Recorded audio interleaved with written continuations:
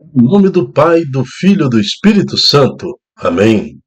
Reflexão do dia 10 de abril de 2026, sexta-feira, oitava de Páscoa, cor litúrgica, branco. Santo do dia, Santa Madalena de Canossa, ela que exclamava: façam conhecer a Jesus. Madalena Gabriela de Canossa nasceu em Verona no dia 1º de março de 1774. Em 1804, hospedou-se em seu palácio, porque ela era de origem rica, embora seu pai tenha morrido muito cedo e sua mãe a abandonou, né, aos cuidados de uma terceira pessoa, mas vivia numa nobreza. Napoleão, então, hospedou-se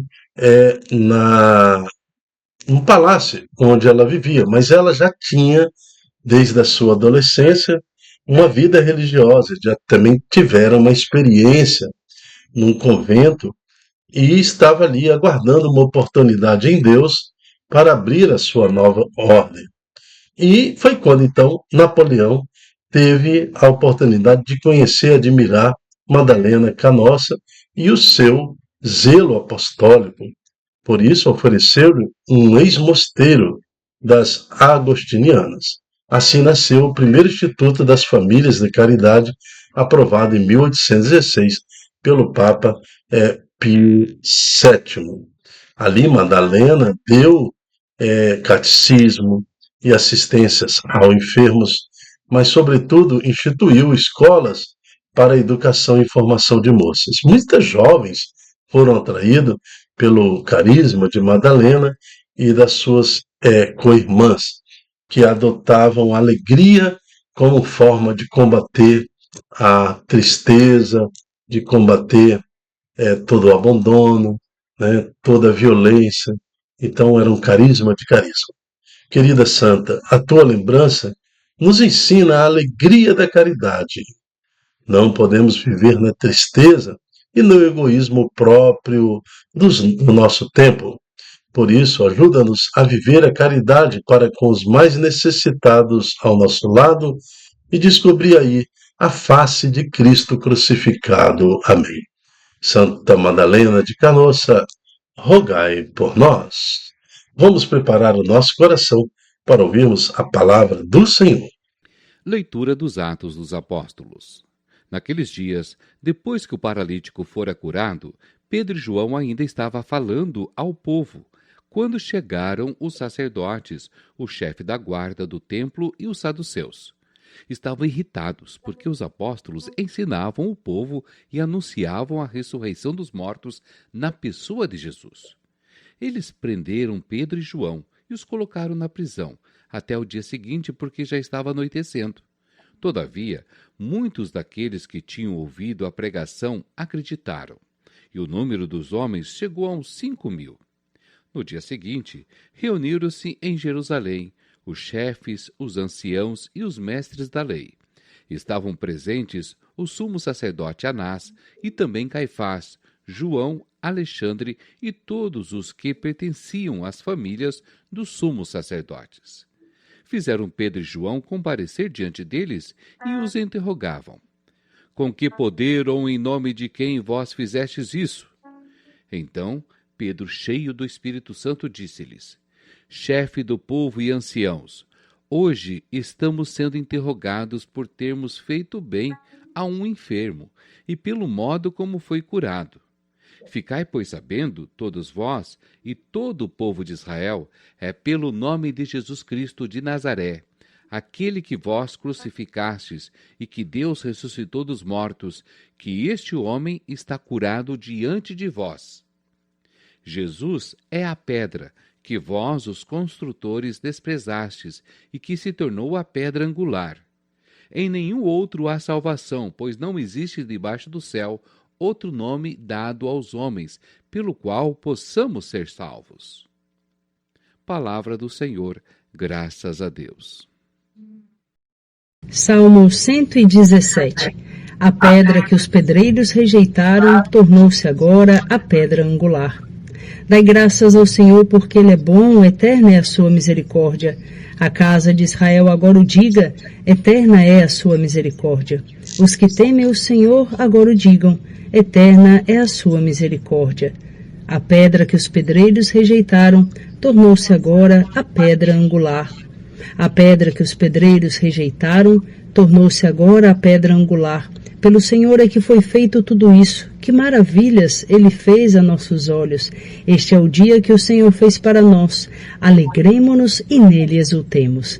A pedra que os pedreiros rejeitaram tornou-se agora a pedra angular. Ó Senhor, dai-nos a vossa salvação. Ó Senhor, dai-nos também prosperidade. Bendito seja, em nome do Senhor, aquele que em seus átrios vai entrando. Desta casa do Senhor vos bendizemos. Que o Senhor e nosso Deus nos ilumine. A pedra que os pedreiros rejeitaram tornou-se agora a pedra angular. Proclamação do Evangelho de Jesus Cristo segundo João. Naquele tempo, Jesus apareceu de novo aos discípulos à beira do mar de Tiberíades. A aparição foi assim: estavam juntos Simão Pedro, Tomé, chamado Dídimo, Natanael de Caná, da Galileia, os filhos de Zebedeu e os outros 2 discípulos de Jesus. Simão Pedro disse a eles: Eu vou pescar. Eles disseram: Também vamos contigo. Saíram e entraram na barca, mas não pescaram nada naquela noite. Já tinha amanhecido e Jesus estava de pé na margem. Mas os discípulos não sabiam que era Jesus. Então Jesus disse: Moços, tendes alguma coisa para comer? Responderam: Não.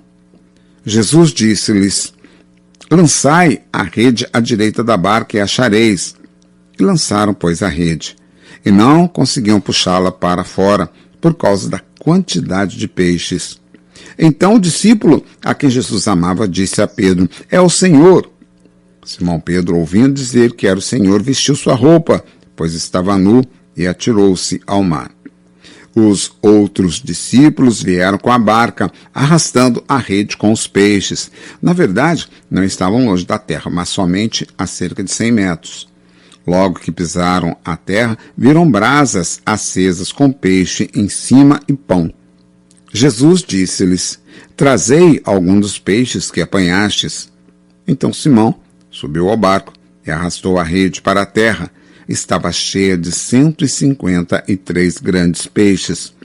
E apesar de tantos peixes, a rede não se rompeu. Jesus disse-lhes: Vinde comer. Nenhum dos discípulos se atrevia a perguntar quem era ele, pois sabiam que era o Senhor. Jesus aproximou-se, tomou o pão e distribuiu por eles. E ele fez a mesma coisa com o peixe. Esta foi a 3ª vez que Jesus, ressuscitado dos mortos, apareceu aos discípulos. Palavra da salvação. Glória a vós, Senhor. Uma coisa fica bem clara nesse evangelho. Depois disso tudo, depois desta experiência com Jesus ressuscitado, nós estamos agora diante de uma cena em que os apóstolos estão tristes, acuados, porque ainda estão sendo perseguidos pelas autoridades, estão com medo. E Pedro, então, ali acuado, ele resolve pescar e os outros seguem na pescaria com eles. Então, eles estão tendo agora mais uma experiência de uma pesca milagrosa. Então, aquele que está à beira do mar, né, ao beiro da água, na parte seca da água, ali na areia, ele fala: lançai, tem alguma coisa para comer? Ele grita, ele pergunta, ele está a 100 metros de distância, e eles respondem: não, não temos nada para comer. Então jogai a rede para a direita. Olha, opa, novamente, Jesus mandou jogar para a direita a rede. Da outra vez, na primeira pesca milagrosa, foi assim que Jesus falou conosco. Então ali já acendeu um questionamento: será que é Jesus? Eles jogaram. E quando jogaram, a rede se encheu de peixes, grandes peixes. Então, nesse momento, João falou: é Jesus. E Pedro, mesmo estando ainda nu, né, porque eles tinham poucas roupas, então na hora de pescar eles pescavam com pouquíssima roupa, porque ele precisava da roupa dele para passar o dia, né? Então Pedro se atira no mar e vai em encontro de Jesus. E chegando lá, vê o Senhor Jesus já com a fogueira acesa e os demais chegam. Aí que eu quero chamar a atenção no versículo 12. Jesus disse-lhes: Vinde comer. Olha que fala o versículo 12. Nenhum dos discípulos se atrevera a perguntar quem era ele, pois sabia que era o Senhor. Opa, peraí, perguntar quem era ele? Então, aquela pessoa que estava ali, que estava à beira do rio, não tinha a aparência física da lembrança dos apóstolos de Jesus, porque eles não se atreviam a perguntar quem era ele. Novamente, nós vamos rever o que aconteceu com Maria Madalena. Maria Madalena está chorando no túmulo e, por duas vezes, Cristo se manifesta a ela, ela não reconhece. Depois ela confunde o próprio Cristo como jardineiro, o que nos significa também, o que nos informa que ela não reconhece fisicamente Jesus. Não está conforme ela sempre lembrou de Jesus. Até que Jesus fala, Maria, e ela fala, mestre, porque quem me chama desse jeito é o Cristo, né? Então, quem me adverte desse jeito é o Cristo, então é Jesus. E ela, aos pés, ela fala, Jesus, Rabone, meu mestre. Outro exemplo bíblico também de que o corpo santificado e ressuscitado de Jesus, de que forma é esse corpo? Nós não sabemos. Nós temos pinceladas na Bíblia, através da leitura da Bíblia, que Jesus se manifestava como ressuscitado aos seus, e eles tinham dificuldade de reconhecer assim fisicamente. Né? Os discípulos de Emaús, eles andam 11 quilômetros. Como é que eu ando 11 quilômetros com meu filho e não reconheço que é meu filho? Como é que eu ando 11 quilômetros com a minha esposa e não reconheço que é minha esposa? Como é que eu ando 11 quilômetros com meu cunhado e não reconheço que é meu cunhado? Como que eu ando 11 quilômetros com um colega de trabalho que eu não vejo há dois anos e não reconheço que é meu colega de trabalho? Então eles andaram 11 quilômetros com Jesus, com Cristo ressuscitado, e não reconheceram que era o Cristo ressuscitado. Só o reconheceram quando, ao partir o pão, a si mesmo, porque misticamente, depois disso, Jesus sumiu da frente deles. Eles falaram, é o Cristo ressuscitado, e voltaram às pressas para glorificar ao Senhor junto dos apóstolos. Então, o Cristo ressuscitado, as evidências bíblicas nos mostram que, de alguma forma, este corpo glorioso ele é diferente daquele corpo que nós vimos os apóstolos convivendo.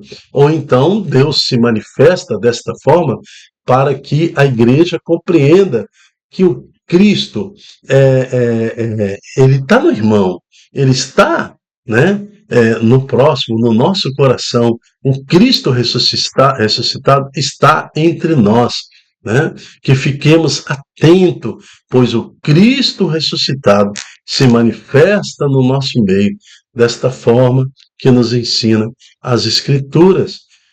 Nenhum dos discípulos se atrevia a perguntar quem era ele. Então eles não reconheceram também. Né? Então nós temos uns 8 de apóstolos que estavam pescando, mais ou menos, numa barca, e eles não reconhecem fisicamente. Eles não se atreviam a perguntar quem era ele. Tá? Então nós temos aí esta evidência, né, através das Escrituras, que o corpo glorificado do Senhor, né, ele podia atravessar a parede, ele podia se apagar aqui, acender do outro lado, aparecer do outro lado. Então, esta forma educativa de que o Senhor se apresentava ressuscitado à sua igreja primitiva, a igreja dos apóstolos, ela dá, então, esse sentido educacional de que a igreja tem que estar atento, porque o Cristo ressuscitado pode estar na figura do irmão. Na primeira leitura de hoje, nós estamos vendo que Pedro e João são advertidos pela igreja da época, pelas autoridades da época, porque fez um coxo andar em nome de Jesus. Aí eles falam, olha, citando exatamente o Salmo 117, vocês crucificaram Jesus. A pedra que vocês rejeitaram tornou-se a pedra angular.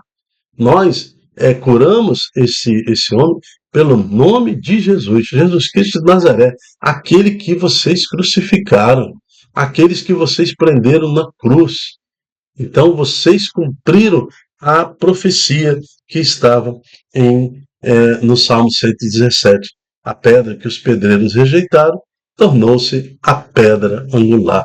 A pedra exatamente que sustenta o teto, né? Que sustenta ali. Se não tiver a pedra angular, não tem teto, porque tudo cai ao chão. Então está aí, né? Como é que é esta pedra angular ressuscitada? Nós não sabemos. A igreja, como é que é o corpo de Jesus glorioso? Né? De que forma Deus se manifesta, esta pedra angular sustenta a igreja, né?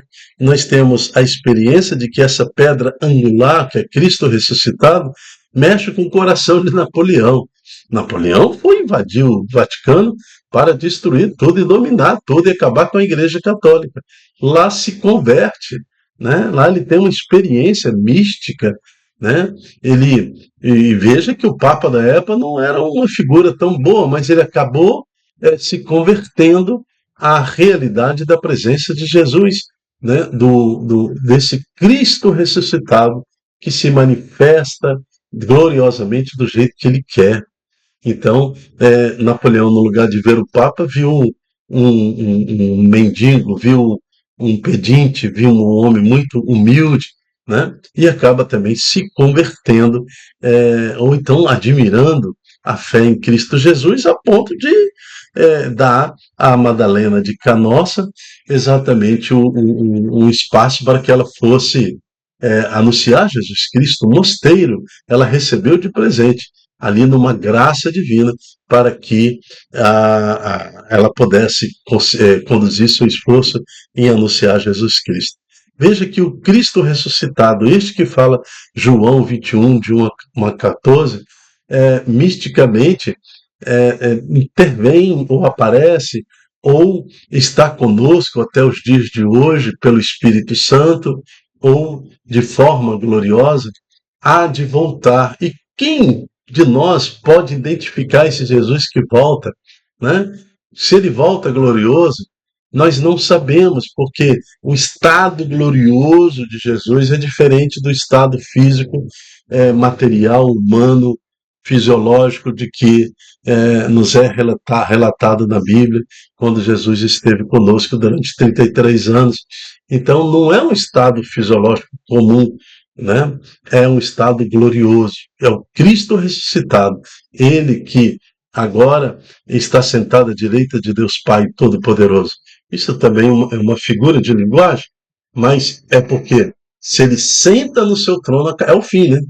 Então, do trono agora vem o Cristo glorioso para julgar os vivos e os mortos. E aqueles que forem batizados e morreram no batismo ressuscitarão com o Senhor para uma vida eterna. Então, que esse Cristo ressuscitado nos faça ficar atento, porque ele está na figura do irmão que sofre, do pedinte, do humilhado. Então, ele está na figura do irmão, do meu vizinho, do meu companheiro, do meu filho, da minha filha, daquela pessoa que está comigo na atividade da igreja, do meu padre, do Papa, né, de todos. Então, o rosto de Cristo ressuscitado está na multidão dos seus adoradores, daqueles que vivem realmente o batismo no Espírito Santo. Amém. Eu me chamo Dilton Góes. O nosso projeto chama-se Ai de mim se não evangelizar. Seja você também um evangelizador, nos ajude. Como? Multiplicando em suas redes sociais este ensino, esta pregação, para que esse estudo possa chegar a mais corações. e possam despertar nesses corações empedernidos a esperança de ver o Cristo ressuscitado também no irmão. E assim nós construímos a igreja nesse século presente. Amém. Até a próxima, se Deus quiser. Tchau, tchau.